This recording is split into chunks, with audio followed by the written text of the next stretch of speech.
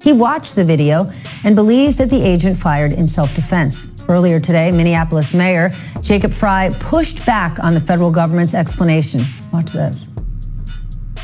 They are already trying to spin this as an action of self-defense. Having seen the video of myself, I want to tell everybody directly, that is bullshit. Tonight, Minneapolis didn't get a policy memo. Minneapolis got a death. A federal immigration officer shot and killed a 37-year-old American woman in broad daylight, and the city didn't respond so much as it reacted. The way a living place reacts when something irreparable happens in public. People hit the streets. Lines of law enforcement formed, tensions flashed, and then, as the day burned into night, the scene shifted into something Minneapolis knows all too well. A vigil at the exact site of the killing. Candles and flowers on cold pavement. The street turned into a civic altar because ordinary people understood the first truth of this moment. This is not a private tragedy, it's a public rupture. This happened at East 34th Street and Portland Avenue in South Minneapolis, a neighborhood intersection that should be dull and predictable. School routes, bus stops, commuting traffic, the kind of grid where drama is a late plow or an icy curb. Instead, it became a federal operations zone, then a crime scene, then a political stage. And geography matters here because Minneapolis is not a blank city. Minneapolis is a city with institutional memory. Minneapolis is a city that has watched official narratives collide with video before. Minneapolis is a city where wait for the facts is not soothing language, it's often heard as a tactic. So when something like this happens in Minneapolis, it doesn't sit quietly. It compresses the air, it loads the room, it turns every official sentence into a potential exhibit. And the consequences didn't stop at emotion, they went straight into institutions and budgets. Minneapolis public schools announced school would be cancelled for the rest of the week. Thursday and Friday shut down. Out of an abundance of caution, programs and activities cancelled. The entire district treating the city's instability as a direct threat to children's safety. That's not symbolism. That's an emergency decision with real costs. Parents missing shifts, childcare chaos, staff redeployment, security planning, city resources pulled toward crowd management instead of classrooms. This is how pressure works. It moves through families, it moves through payroll, it moves through routine. Now watch what the federal government did next, because this is the real opening act. Not restraint, not careful language, not we will investigate. The Department of Homeland Security moved quickly into justification, saying ICE officers were conducting targeted operations, claiming rioters blocked them, claiming the woman weaponized her vehicle and attempted to run over officers in an attempt to kill them, calling it an act of domestic terrorism and framing the shooting as defensive fire.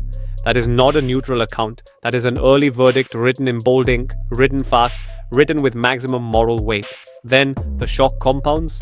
Homeland Security Secretary Kristi Noem defended the officers' actions and promised operations would continue. President Donald Trump publicly leaned into the self-defense narrative after watching the video. Again, this isn't merely commentary. This is the job of government putting the thumb on the scale before investigators have even finished gathering the record. It is the state telling the public, your eyes will be argued with, your reaction will be dismissed, and the conclusion is already settled. And Minneapolis doesn't accept that posture quietly.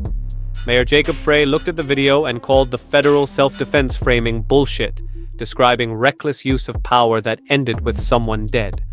Governor Tim Walz backed the right to protest while warning Minnesotans not to take the bait, not to hand Washington the chaos it could use to justify escalation.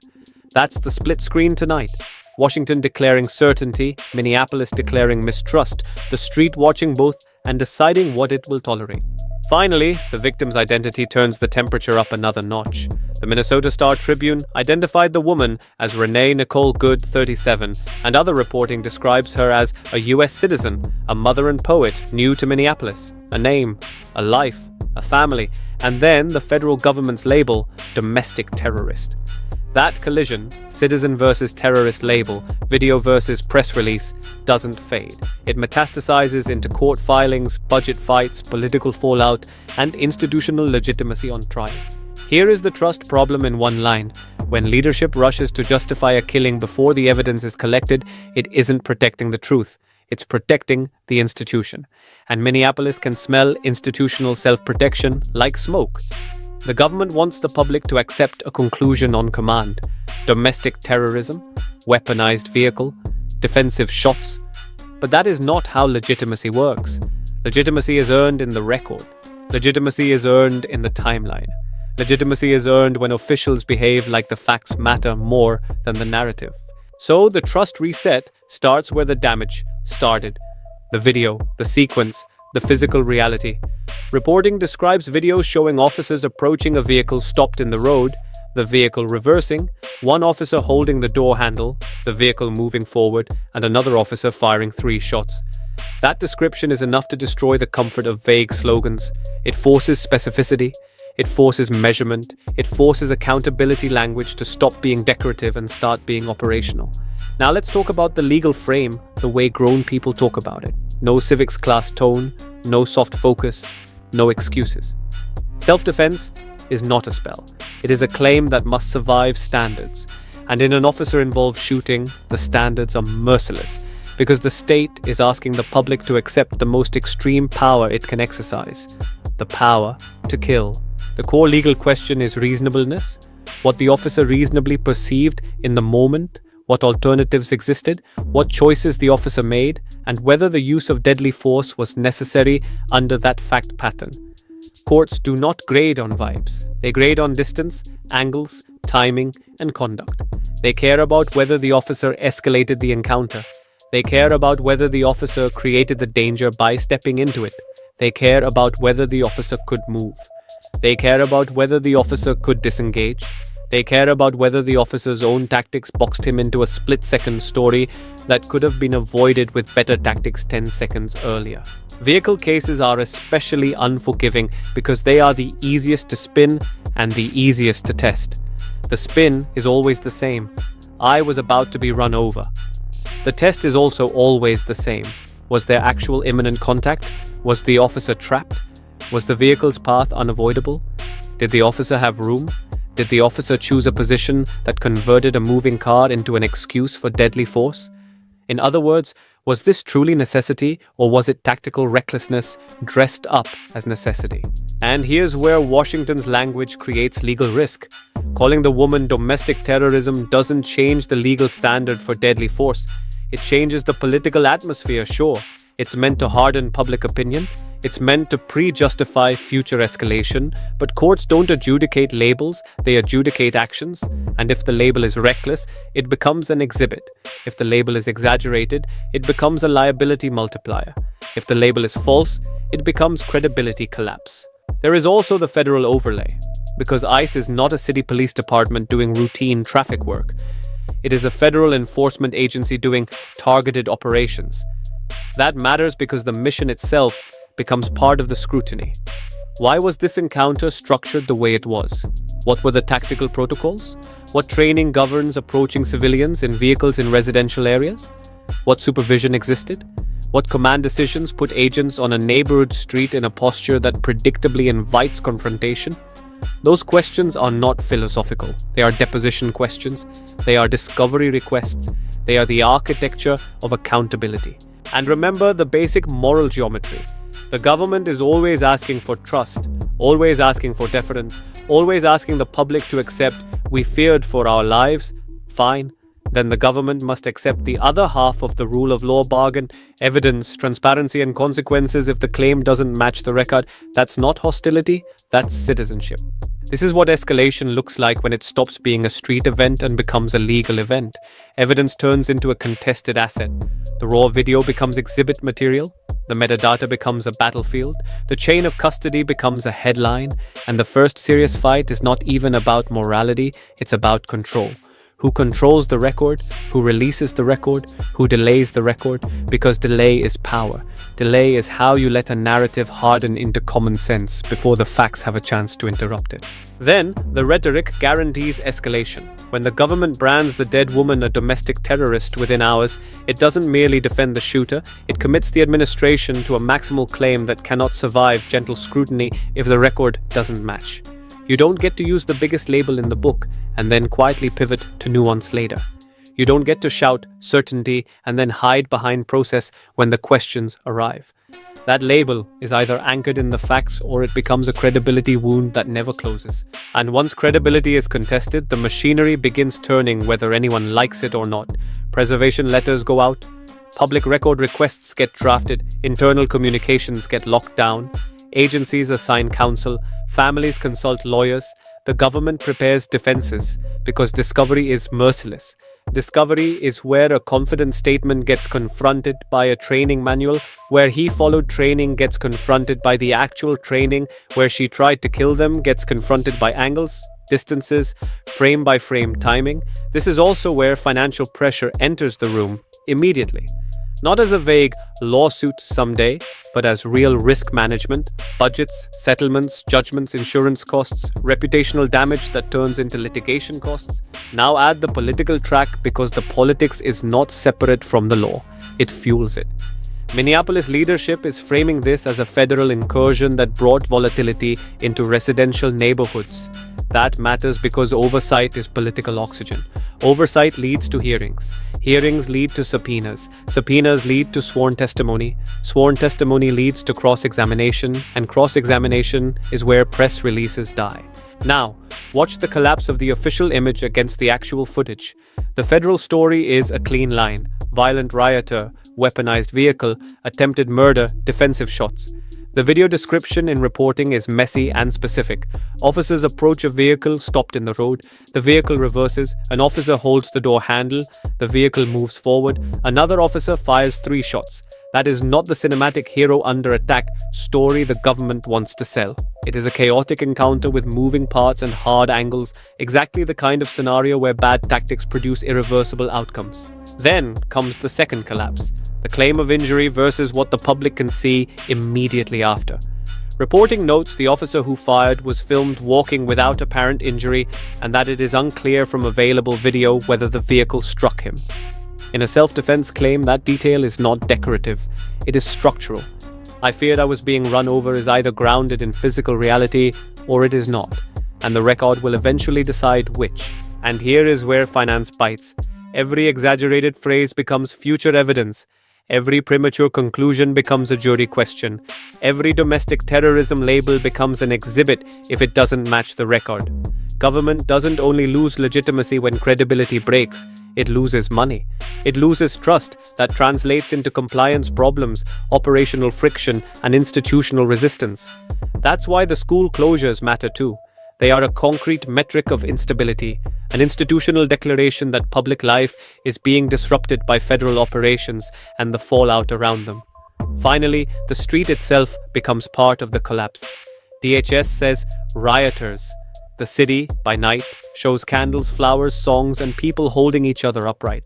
A disciplined vigil is not just mourning, it is a refusal to become a prop in Washington's escalation script. It turns the contrast into something you can feel. Washington says menace, Minneapolis shows grief. Now the menu in front of the administration is a menu of losses. Option 1 is the bulldozer.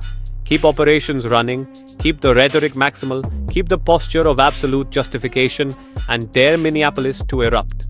That option banks on a familiar cycle: protest, confrontation, escalation, political theater, and it treats a dead citizen as collateral. It also invites the worst legal outcome because every additional day of "we did nothing wrong" hardens into sworn testimony material if the record later contradicts it. Every tough guy statement becomes a deposition clip. Option 2 is the soft retreat.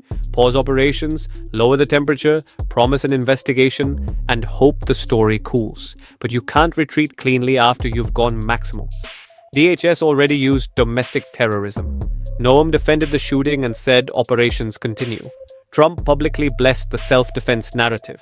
A pause now looks like confession in their own framing, an implicit admission that the story was oversold. That's why this option is politically expensive inside Washington's own logic. Option 3 is the technical dodge. Hide behind process.